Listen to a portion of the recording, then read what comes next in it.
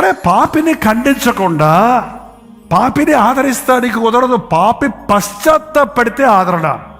పాపి పశ్చాత్తాపడకపోతే మన పాపములు మనము ఒప్పుకొని ఎడల, ఒప్పుకొనని ఎడల కడగబడలేదు. ఒప్పుకున్నవే కడగబడుతున్నావు. ఒప్పుకునేవాడు, నిజంగా ఒప్పుకునేవాడు ఏం చేస్తాడో, అతిక్రమములు ఒప్పుకొని ఏం చేయాలి, విడిచిపెడతాడు. ఒప్పుకొని మళ్ళీ చేస్తున్నాడు, క్షమాపణ ఎక్కడి నుంచి వస్తుంది? ఒప్పుకోని మళ్ళీ చేసి, ఒప్పుకోని మళ్ళీ చేసి, ఒప్పుకోని మళ్ళీ చేసి. ఇవాళ క్రైస్తవులు అదే. ఆయన గాయాలు రేపటం, ఏడవటం వల్ల ప్రయోజనం లేదు.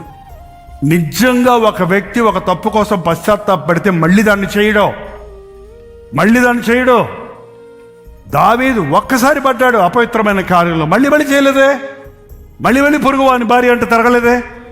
ఒక్కసారే తప్పు చేస్తే క్షమించబడిన తర్వాత ఇంకొకసారి చేయడండి. మారు మనసు పొందు, మనసు మార్చుకో.